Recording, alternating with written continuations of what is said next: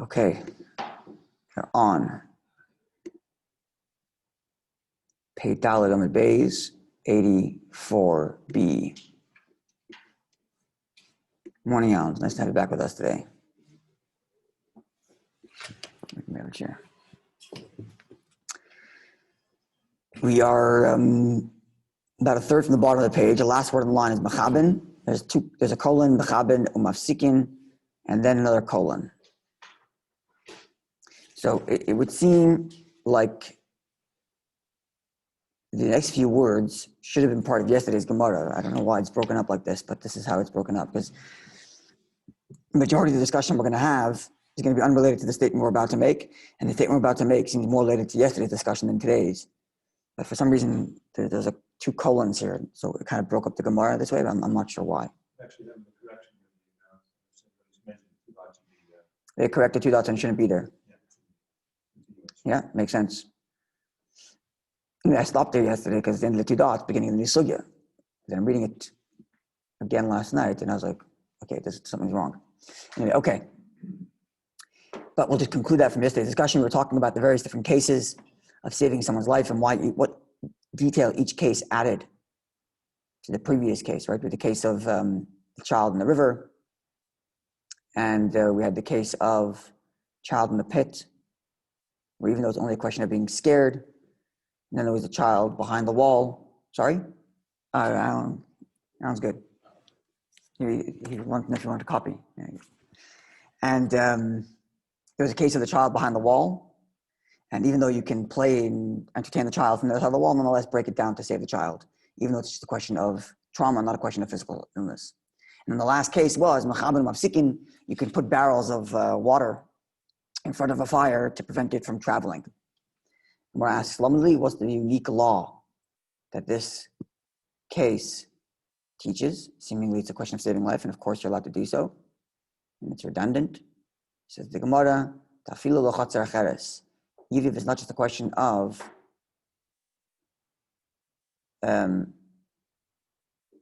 people in your property, but even those in a different property. Where's the Rashi here?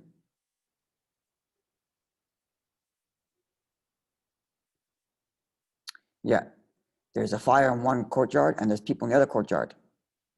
Then you can stop it, prevent the fire from traveling by putting these barriers of barrels full of water.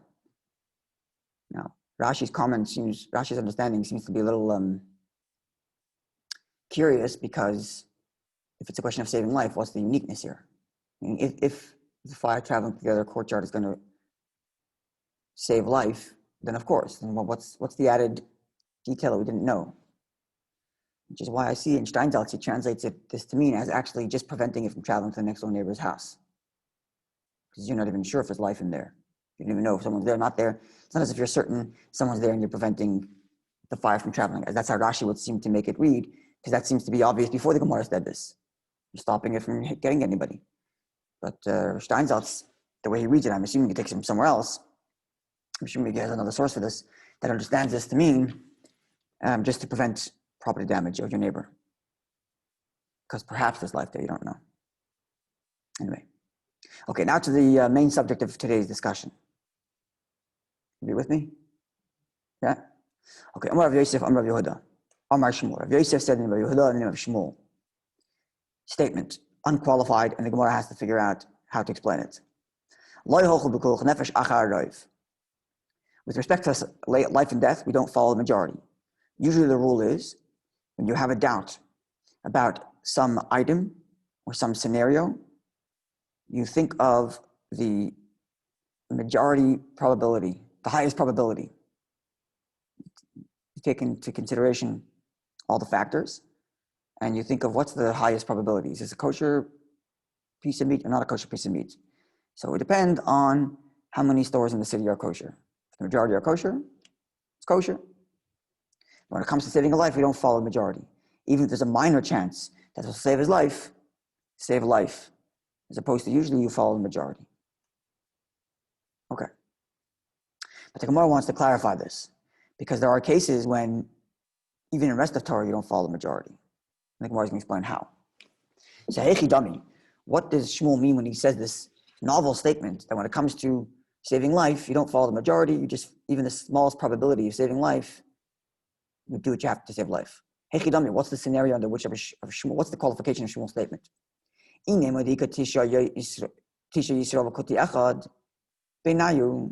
If you were to say that there's nine Jews and one non-Jew in a sinking boat, in a collapsed building, in whatever it is that you have to do to save them. Okay, so obviously, Ruba Yisrael, there's a majority of Jews here. There's 9 Jews and 1 non-Jew, so of course you have to save everybody. Okay. Ella palga palga.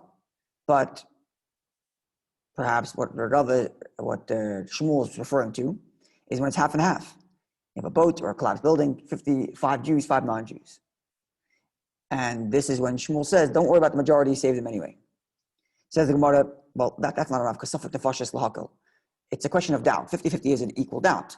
And when you're in equal doubt, you go stringent when it comes to issues of kosher or other things. But when it comes to issues of life, you go lenient. So that couldn't be simply what Shmuel means when he says, ignore the majority. You must be talking about an even lower probability, not 50-50. Okay. Ella rather, there are 9 non-Jews, Yisrael echad and 1 Jew. Sinking boat on Shabbos and a collapsed building on Shabbos, or whatever you have to do to violate. If it's not Shabbos, of course, you're saving everybody. Why not? But so here's a question of Shabbos, and you're violating Shabbos in order to save someone's life. And you have 9 non-Jews and 1 Jew. Now, the probability that you're saving a Jew is very, very low. Right? Or let's put it even moreover. Right? You have 9 non-Jews, and 1 Jew. And a building collapsed on one of them. You don't know which one it is. If the building collapsed on all of them and you know for sure there's a Jew that you have to save his life, because it's not a doubt anymore. It's a certainty that there's a Jew who's dying there.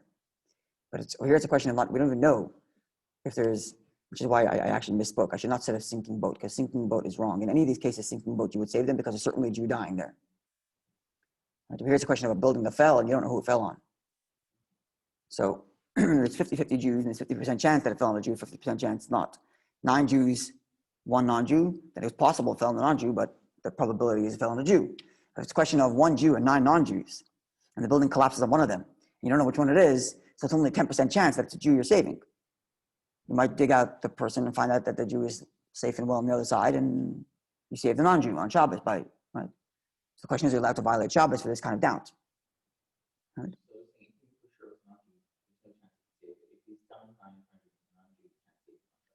Okay, so the actual halacha is a little bit different. When it comes to the actual halacha is a little bit different, especially nowadays here in Canada. But in theory, back in the day when the Jews were controlling Israel, and they had a halachic court system, and any non-Jew who lived in Israel accepted upon himself some degree of Torah observance, so they knew the risk they were getting into and they became citizens of Israel, then in theory at that point you wouldn't be saving him. And that's really what it says kuti here as opposed to non-Jew. I've been translating as non-Jew, but kuti is a certain type of non-Jew. Sorry? It is any non-Jew. Yeah. Yeah. But yeah. But that's true. But nowadays in Canada, you probably have to be saving. Mishum Eva for other reasons.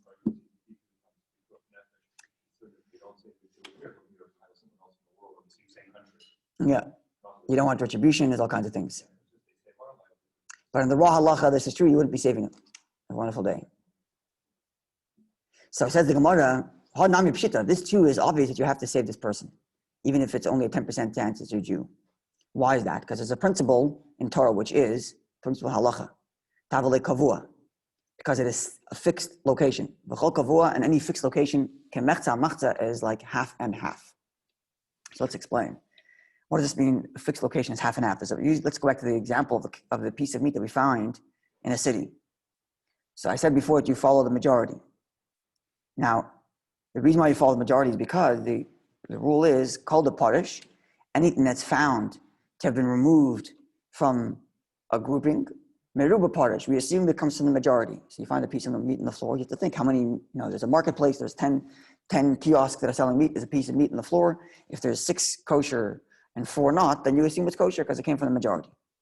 However, if I walked into a store and I bought a piece of meat, now the piece of meat is in my bag, and after I'm walking out, I don't remember which store I went to. In that case, I don't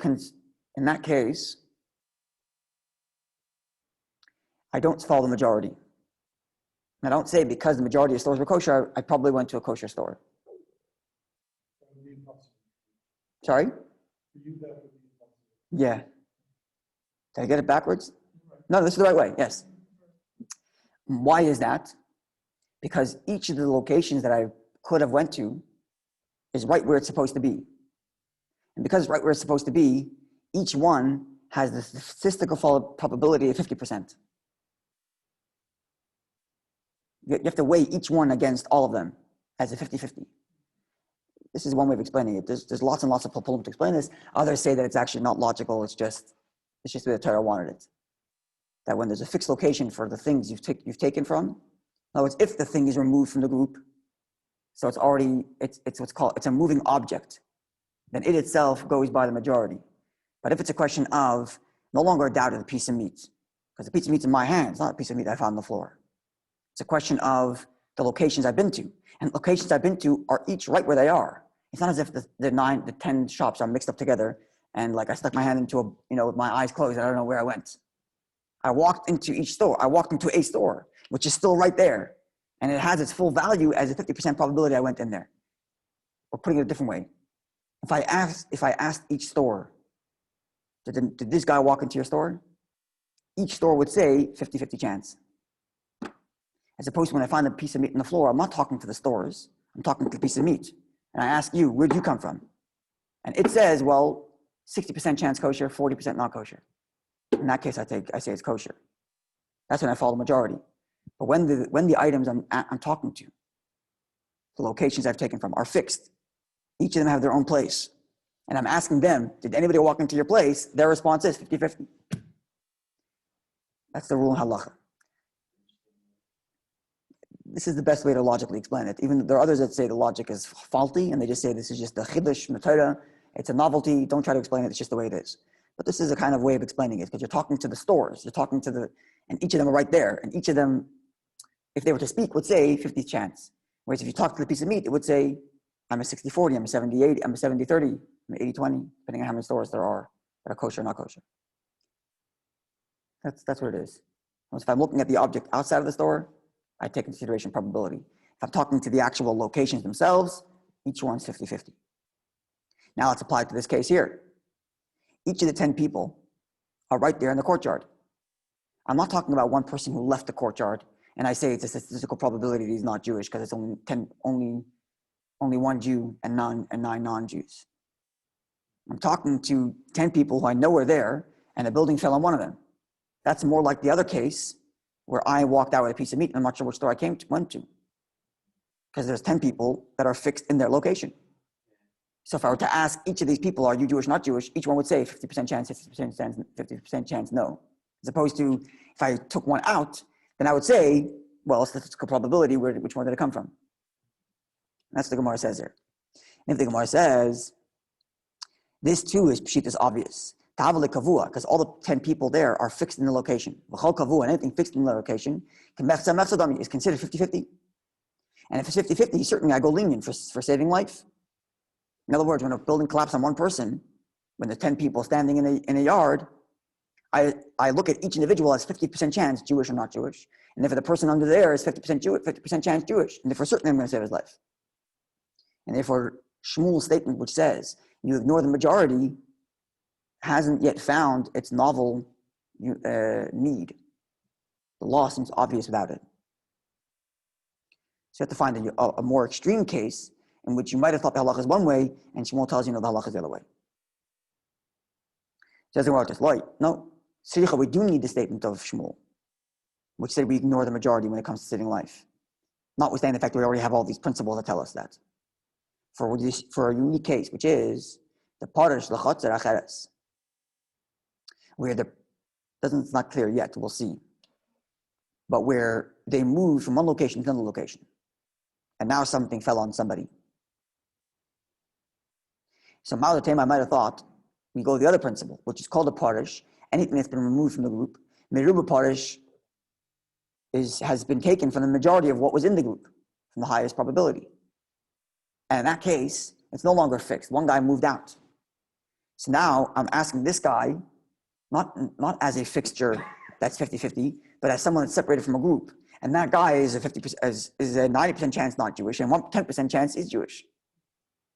And nonetheless, says Shmuel, you still save his life, even though he's been removed from the majority. In which case, he's been removed from the group, and once he's removed from the group, ordinarily we do follow the majority, like that piece of meat we find on the floor, that we consider it taken from the majority of stores, whatever the ratio is.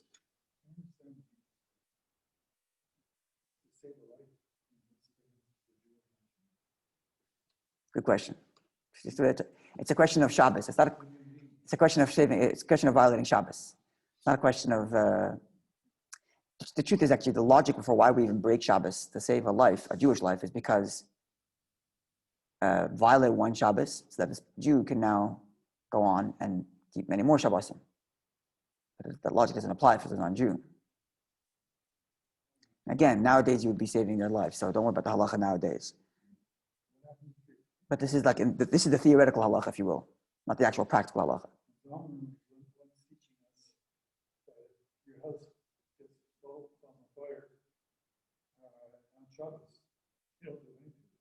Yeah, you don't put out a fire to save money. It's only to save a life. So it's a question of saving somebody else's life, which we talked about earlier. Right. But theoretically, if you're like in the country, but even then, if it's a question of forest fires, but if there's a question of those fires spreading, then it's a different story. But if there's no doubt as to, if the only thing you know is going to happen is that your house is going to burn, then let it burn. So nowadays, it's not such a big deal. You collect insurance money. Back in the old days, there was no insurance money. This is a big test for many people to let their house burn down and all the life savings gone because of Shabbos. And Jews have passed this test.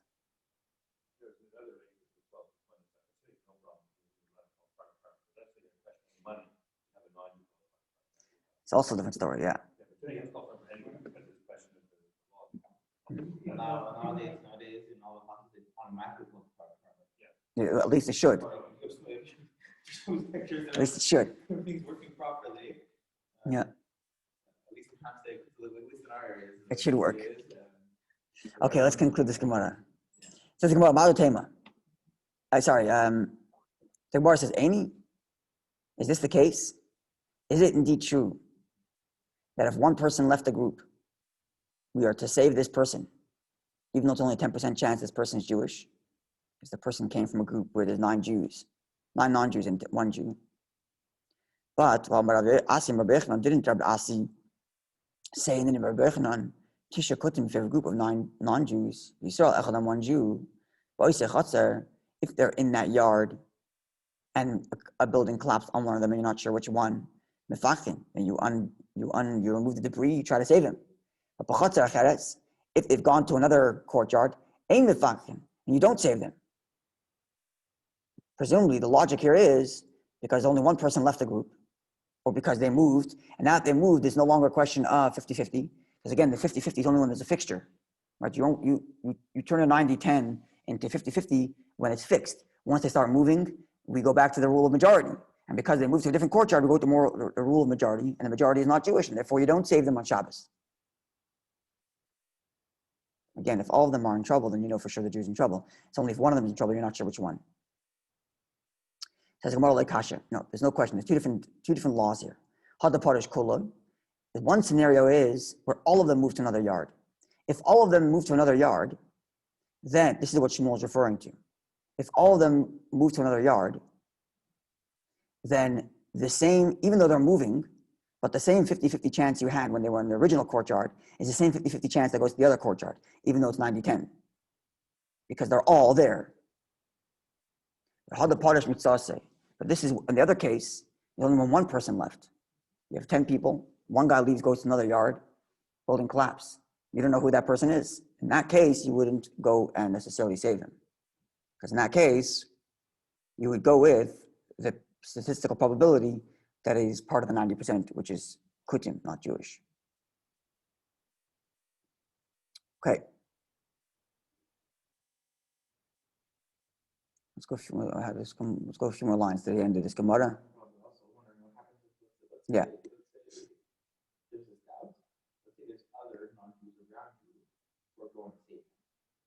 Then you also have to go help or not? So the halacha is if the halacha tells you that this is someone you should save, then you go save. Something we said yesterday that you don't tell somebody else to do it. No, if this is the scenario where the halacha says to save him, then the biggest rabbi should drop everything he's doing and go save the person, and not tell somebody else. Now, if the halacha says not to, the halacha says not to something else. No, it's.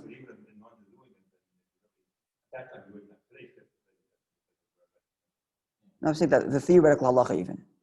If the halacha says you're supposed to save this person, if you're not supposed to, you're not supposed to. What's the difference if the Jews are not Jews? Either you're supposed to, and if you're supposed to, you have to. And if you're not supposed to, then you don't. The rule is if you're supposed to, you have to. Put it that way. Don't try to avoid it. If you're supposed to, you have to. If you don't, not supposed to, you don't have to. Right?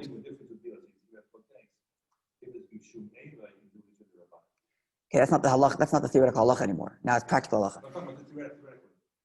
One second. Mishum Eva is, but that's our days. It's not a question of the theoretical halacha where you're living in the theoretical halacha where there's no Eva.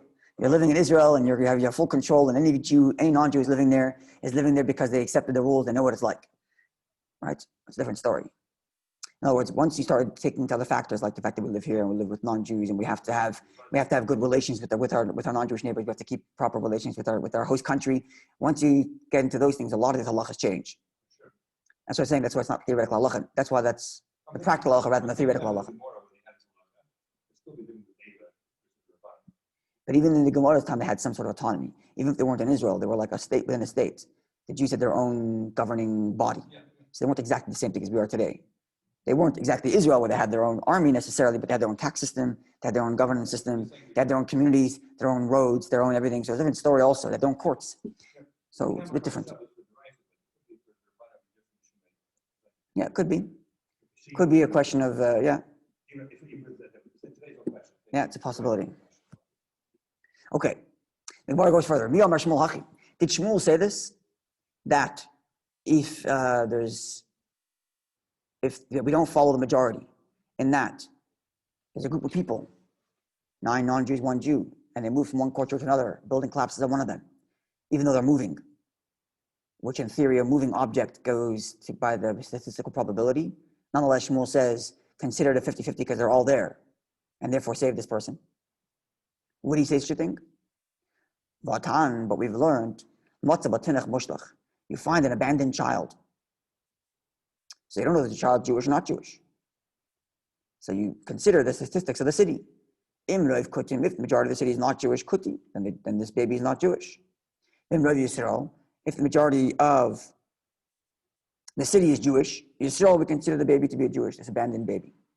If it's 50-50, 50% of the Jewish city is Jewish, 50% of the city is not Jewish, Yisrael, we consider to be a Jew. Now, if Amar Rav, and Rav explains, when we say that we consider this a Jew, is so that we are obligated to feed this child and raise it. But to give it yichus, which means to give it a certainty of Judaism to the point that it can marry a kohen, that no. That no. That's already too far. It's only 50-50. Right? So we'll feed the child, we'll take care of him. But when it comes to getting married, then this child won't be able to marry. If it was a girl, couldn't marry a kohen. Because a kohen has to marry someone who is absolute lineage. Not a kohen. To them, the child can go through a quasi-conversion. They do a gir mistafik, they do a doubt conversion. And a regular Jew can marry her, no problem. But a kohen has to marry someone who's meyuchas, has someone who has proper lineage. Not questionable lineage. Or even a gyotis.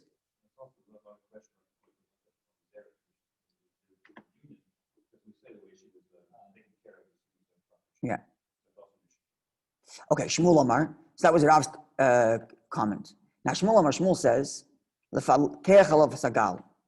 so she's Jewish in that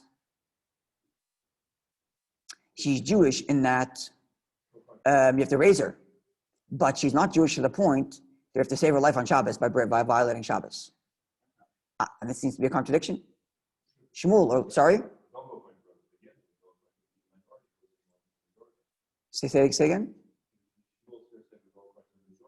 Exactly. So it's a contradiction. Exactly. So it's a contradiction. Earlier, Shmuel said, you ignore the majority. Even if there's a minority possibility that this person is Jewish, save their life. And here Shmuel is saying, no, with this child, because it's only 50 chance is Jewish. And certainly if it's 90% chance not Jewish, then don't save this child's life on Shabbos by breaking the laws. It's a contradiction. Follow majority, you don't follow majority. Says the Gemara, you have to re-understand what Shmuel said in that statement. When Shmuel said a statement about saving a life with respect to this baby who was this abandoned child, Aresha is referring to the beginning part of the Mishnah. Itmar is when it's stated. Namely, Im Rav Kutim, if the majority of the city is not Jewish, Kuti, then we said we consider this child non-Jewish. And this is when Shmuel says, when it comes to saving life, we don't say that the person is not Jewish. So it's actually the verse.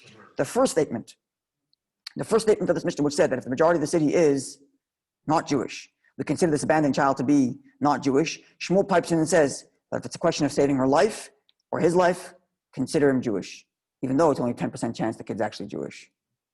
So this is consistent with Shmuel before that says, ignore the majority issue when it comes to saving life. Even the minority chance that it might be a Jew, save life. Okay, now the Gemara concludes the statement as follows. In Rev Kutim, but if this child comes from a city where the majority is not Jewish, we consider him not Jewish. So what halacha do we apply this? Amar Papa says, Lachil and Avelis, you can feed this child, you have to raise the child, right? Because it's a human being, abandoned on the side of the road, and it's probably not Jewish because it came from a city that's majority not Jewish. So what do? Says Rav Papa, you can feed him non-kosher food because we assume it's not Jewish. Im Rav Yisrael, but if the majority of the city is Jewish, we consider this abandoned child to be Jewish. To what level of Judaism do we say that, to what halacha does this apply? It says, for you to be obligated to return a lost object to this person. A lost object, ostensibly is yours. But Torah says, go to return it. And that courtesy is only afforded to a fellow Jew. Now, if it's half and half, the city was half Jewish and half not Jewish, and we said this child is considered Yisrael, a Jewish baby. For what halacha? Shaka says, the question of damages. For the laws of damages, because the laws of damages for Jews are different than the laws of damages for not Jews. How so? If the ox belonging to a Jew, gored, Latorah Dedan, damaged his ox, where there, the law is for a Jew, for the first 2 times my ox damages somebody else, I only pay 50%, not the whole thing. But if a non-Jew were to gore my ox, then you have to pay for the whole damages. That's not halacha. That when a Jew's ox damages another ox, you only pay 50%.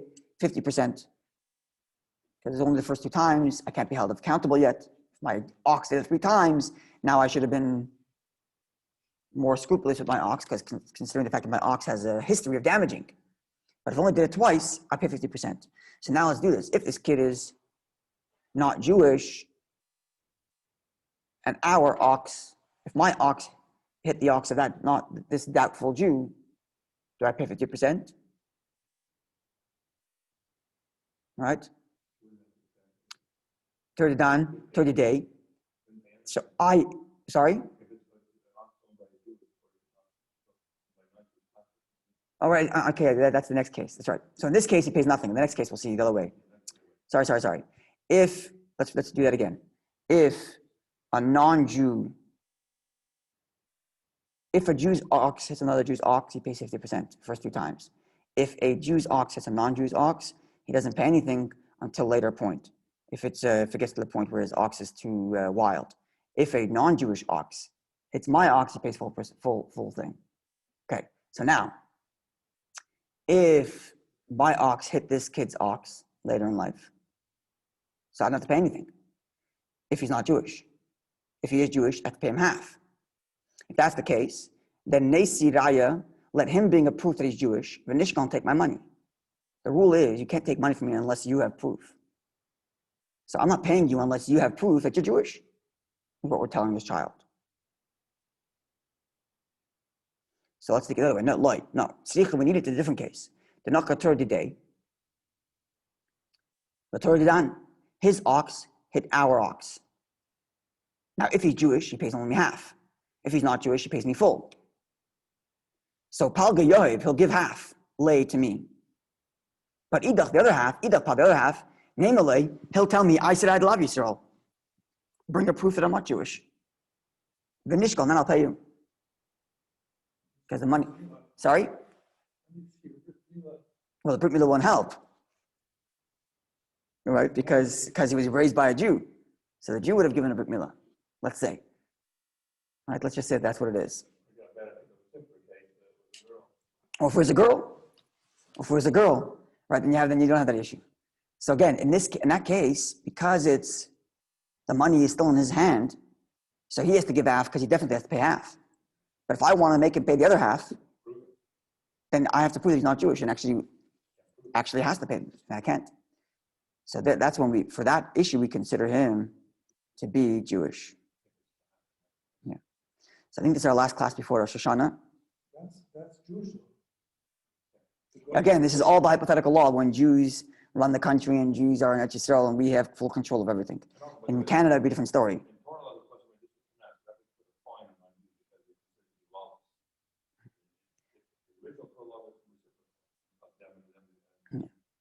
Okay. Anyway, so this is I think the last class before Rosh Hashanah. Tomorrow's is Erev Rosh Hashanah, and there's going to be a Taras Nedarim after Shachris. So wish everybody a good Gebench Yor, Ksiva, Ksiva Taiva, happy, healthy, safe year for everybody. And no doubt Hashem is willing and ready to overflow us with brachas, and we should all just be ready to receive them. Have a wonderful day and a good year. We didn't have to repent for our sins. We just didn't sin. You didn't sin. Exactly. We just don't sin. Even a person that's for sure good, but it doesn't matter what level the person thinks he is. Everybody has to do teshuvah. With connecting to Hashem, there's no end. It's not like as if connected to Hashem, now I'm done. It doesn't work that way. It's constant growth and constant movement. And at every new level you're at, the old level is like a sin. Just from the very fact that it's lower than the level you are now. The person is constantly pushing in that direction.